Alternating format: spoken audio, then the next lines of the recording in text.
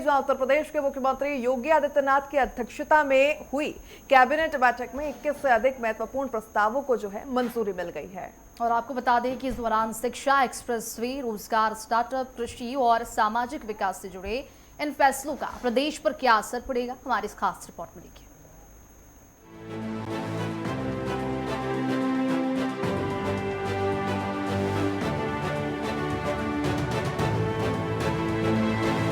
उत्तर प्रदेश के विकास, शिक्षा, इंफ्रास्ट्रक्चर और रोजगार को नई रफ्तार देने के लिए योगी सरकार ने बड़ा फैसला लिया है। मुख्यमंत्री योगी आदित्यनाथ की अध्यक्षता में हुई कैबिनेट बैठक में 21 से ज्यादा अहम प्रस्तावों को मंजूरी दी गई। कौन कौन से प्रस्तावों को मंजूरी मिली, वो हैं: योगी कैबिनेट में अहम फैसलों पर मुहर, कामिल और फाजिल डिग्री पर रोक, रानी लक्ष्मीबाई स्कूटी योजना को मंजूरी, महिला छात्रावासों के निर्माण और भूमि आवंटन को मंजूरी, जेवर एयरपोर्ट को गंगा एक्सप्रेसवे से जोड़ने वाले बजट को मंजूरी, Vindhya Purvanchal link greenfield expressway के निर्माण को मंजूरी, आगरा लखनऊ और पूर्वांचल एक्सप्रेसवे को जोड़ने वाले लिंक एक्सप्रेसवे पर मुहर, 100 करोड़ का यू हब स्थापित करने के प्रस्ताव को मंजूरी, यूपी आउटसोर्स सेवा निगम के संचालन के लिए ऋण का प्रस्ताव मंजूर, प्रयागराज चित्रकूट क्षेत्रीय विकास प्राधिकरण के गठन को मंजूरी, एक विशेष घुमंतु विकास बोर्ड के गठन के प्रस्ताव को भी पास किया गया। राज्य में पुनर्गठित मौसम आधारित फसल बीमा योजना को लागू करने पर मुहर, शीरा नीति और शीरा नियंत्रण कानून में जरूरी संशोधनों को मंजूरी, फिल्म कृष्ण अवतारम को टैक्स फ्री करने के प्रस्ताव को भी हरी झंडी। योगी सरकार के इन फैसलों का फोकस शिक्षा, बुनियादी ढांचा, रोजगार, निवेश और सामाजिक विकास को नई गति देना है। छात्राओं को स्कूटी और छात्रावास की सौगात, नए एक्सप्रेसवे, स्टार्टअप को बढ़ावा, किसानों के लिए फसल बीमा और क्षेत्रीय विकास से जुड़े फैसलों के जरिए सरकार ने विकास की व्यापक रूपरेखा पेश की है। वहीं मदरसा शिक्षा में बदलाव, शीरा नीति में संशोधन और फिल्म कृष्ण अवतारम को टैक्स फ्री करने जैसे प्रस्तावों पर भी कैबिनेट ने अपनी मुहर लगा दी। सरकार का संदेश साफ है, विकास, निवेश और जन कल्याण को साथ लेकर आगे बढ़ने की रणनीति पर तेजी से काम किया जाएगा।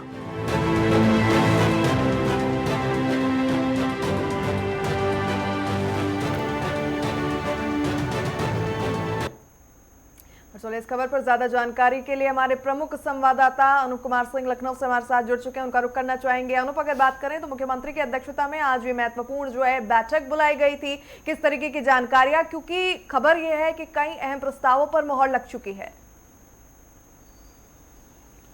बिल्कुल, आज सुबह 9:30 बजे के आसपास मुख्यमंत्री योगी आदित्यनाथ की अध्यक्षता में बैठक थी। सबसे बड़ा जो प्रस्ताव, सबसे अहम जो था, जिसको अनुपूरक बजट को लेकर के कैबिनेट बैठक थी। अनुपूरक बजट कैबिनेट में रखा गया, उसको पास हुआ। ये एक नियम भी है कि जिस तरीके से अनुपूरक कोई भी बजट होता है वो पहले कैबिनेट में पास होता है, उसके बाद पटल पर रखा जाता है। तो वो बजट पे पहले रखा गया, उस पर सबकी सहमति से वो पास किया गया। दूसरा जो सबसे बड़ा जो अहम या चर्चा का जो विषय रहा, वो जो मदरसा बोर्ड में संशोधन को लेकर के हुआ।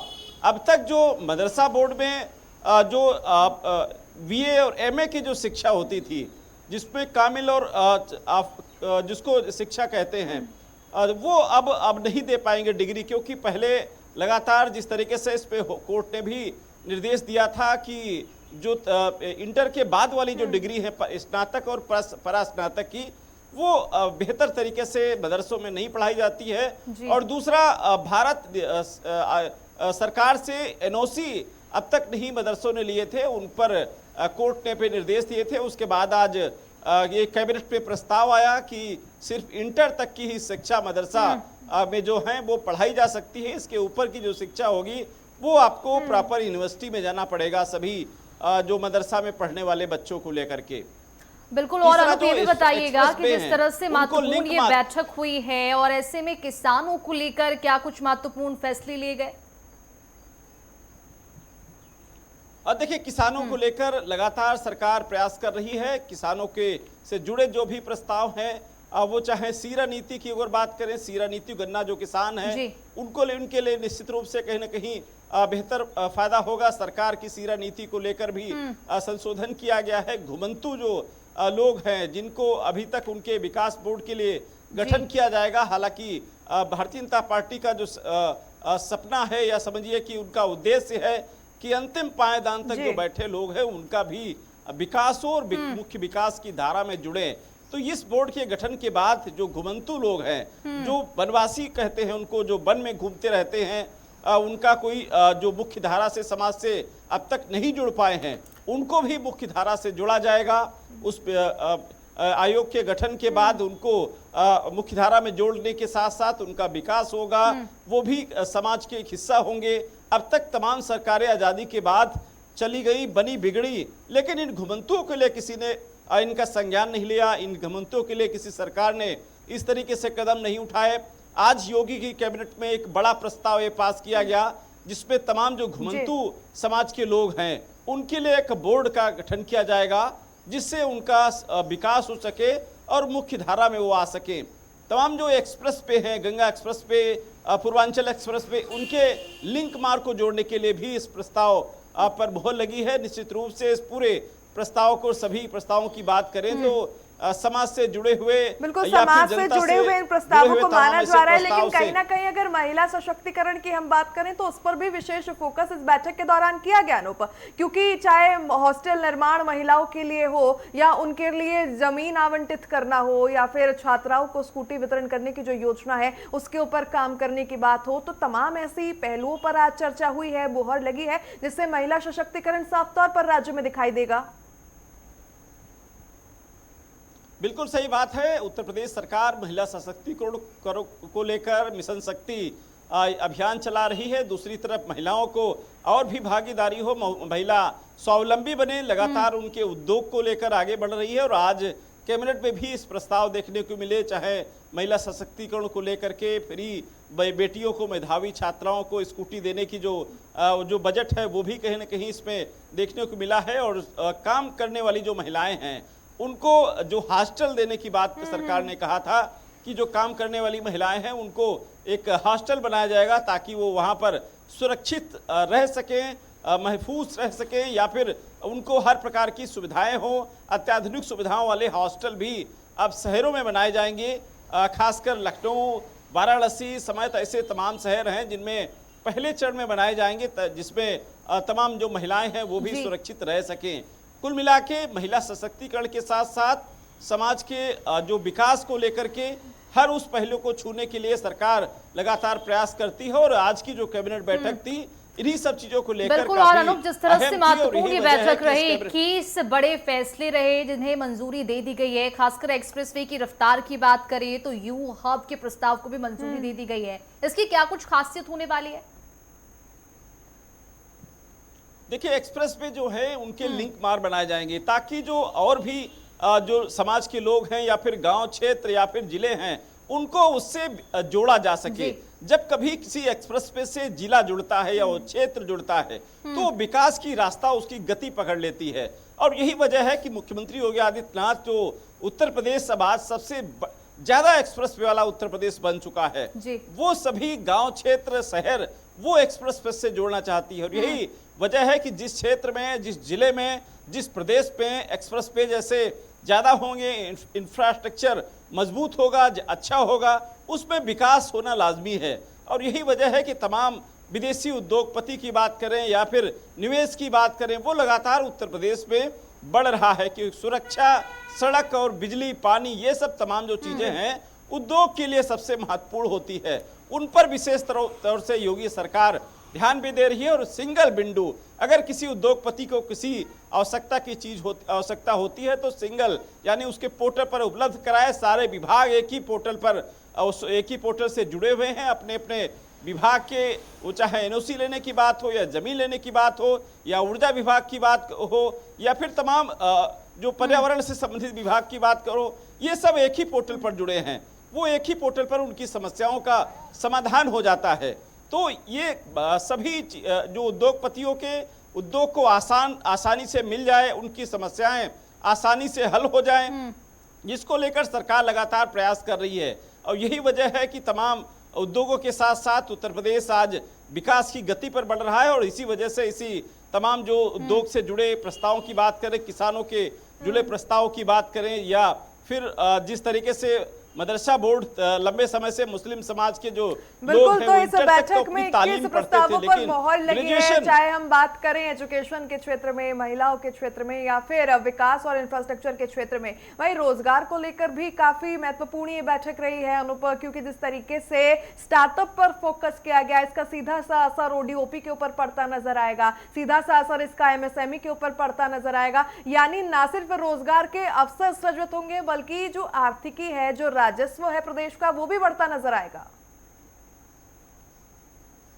बिल्कुल, सरकार का प्रयास रहा है कि स्टार्टअप नीति के तहत जो लोग हैं, महिलाएं हो, पुरुष हो या फिर युवा हो, वो उद्योग से जुड़े और खुद स्वावलंबी बने। खुद स्वावलंबी बनने के साथ साथ लोगों को रोजगार दें, जिसको लेकर सरकार का चाहे ओडीओपी की योजना बात करें या फिर तमाम विभागों से जोड़कर जिस तरीके से उद्योग लगाने के लिए सरकार ने प्रेरित किया, या कौशल विकास बात करें, वो तमाम युवाओं को जो प्रेरित कर रहे हैं या फिर उनको सिखाने का काम कर रहे हैं, गुण देने का काम कर रहे हैं, उनको प्रशिक्षित करने का काम कर रहे हैं। तो ये सब उद्योग के साथ साथ लोगों को स्वावलंबी बनने की जो शिक्षा है, उस पर उत्तर प्रदेश सरकार जोर दे रही, वो चाहे उनको बैंकों से लोन दिलाने की बात हो या फिर तमाम ऐसे जो छोटे छोटे जो उत्तर प्रदेश में चाहे बुनकरों की बात करें या फिर जो बढ़ई लोग होते हैं, विश्वकर्मा समाज की बात करते हैं, इनको सबको रोजगार देने के लिए, स्वावलंबी बनाने के लिए। और उत्तर प्रदेश में आज हर जिला अपनी एक पहचान बना चुका है, वो वन डिस्ट्रिक्ट वन प्रोडक्ट के नाम से भी कहीं ना कहीं जाना जाता है। ये ऐसी तमाम जो योजना है, परियोजनाओं को लेकर साथ साथ सरकार आगे बढ़ रही है। और यही वजह है कि बिल्कुल, और अनुप, जिस तरह से जेवर एयरपोर्ट को गंगा एक्सप्रेसवे से जोड़ने के प्रस्ताव को भी मंजूरी इस बैठक में मिल गई है, इससे लोगों को कितनी सहूलियत होगी? इस प्रस्ताव की मंजूरी मिलने के बाद जिस तरह से इसका निर्माण कार्य शुरू होगा, लोगों को कितना सहूलियत पहुंचेगा, किस तरह से असर इसका पड़ेगा? निश्चित रूप से जेवर एयरपोर्ट के साथ साथ गंगा एक्सप्रेस पर अगर जुड़ जाएगा तो आप समझिए मेरठ से प्रयागराज की जो दूरी है, आप देखिए आज कितनी कम हो गई है, लोग कितना उस पर फायदा हो रहा है। तो जहां इंटरनेशनल एयरपोर्ट जेवर का है, वो अब उत्तर प्रदेश की जो दूरियां हैं वो कम हो चुकी हैं। मेरठ से लगा के पूर्वांचल तक अगर कोई भी उद्योगपति उत्तर प्रदेश में आता है तो एक ही दिन में अपना काम करके वापस विदेश जा सकता है। तो ये कहीं ना कहीं एक उद्योगपतियों के लिए सबसे बड़ी एक उपलब्धि होगी, उनके लिए सुविधा होगी। खासकर जो उद्योग लगाने के जो व्यवसाय है, वो भी कहीं ना कहीं ट्रांसपोर्टेशन के लिए कहीं ना कहीं उनके लिए बचत होगी, वो कम समय में अपना माल सही समय पे पहुंचा सकते हैं, उनकी भी दूरी और सुरक्षित यात्रा होगी। तो कुल मिला के जहाँ सबसे बड़ा एक्सप्रेस वे वाला उत्तर प्रदेश है, वो सुख सुविधाएं देने के लिए लिंक मार्ग से जोड़ने की बात करें या एक्सप्रेस वे से जोड़ने की बात करें, ये लगातार उत्तर प्रदेश सरकार कर रही है। और यही वजह है कि उत्तर प्रदेश आज एक हब बन चुका है, जो एक्सप्रेस वे का डाटा कलेक्ट कर का हब बन चुका है। आप देखिए किस तरीके से डाटा कलेक्शन का काम उत्तर प्रदेश में आज एक बड़े स्तर पर चल रहा है। तो तकनीक का भी कहीं ना कहीं इस्तेमाल उत्तर प्रदेश में हो रहा है। आज तकनीक के साथ साथ नई सुविधाओं के साथ साथ उत्तर प्रदेश दिन पर दिन आगे बढ़ रहा है। और यही वजह है कि ऐसे तमाम प्रस्तावों पर कैबिनेट पे मुहर भी लगती है और सरकार बिल्कुल, तो काफी महत्वपूर्ण ये बैठक रही है जहां पर 21 प्रस्तावों को मंजूरी मिल गई है। इससे शिक्षा, रोजगार और एक्सप्रेस वे को नई रफ्तार मिलेगी। तमाम जानकारी के लिए बहुत शुक्रिया अनुप आपका।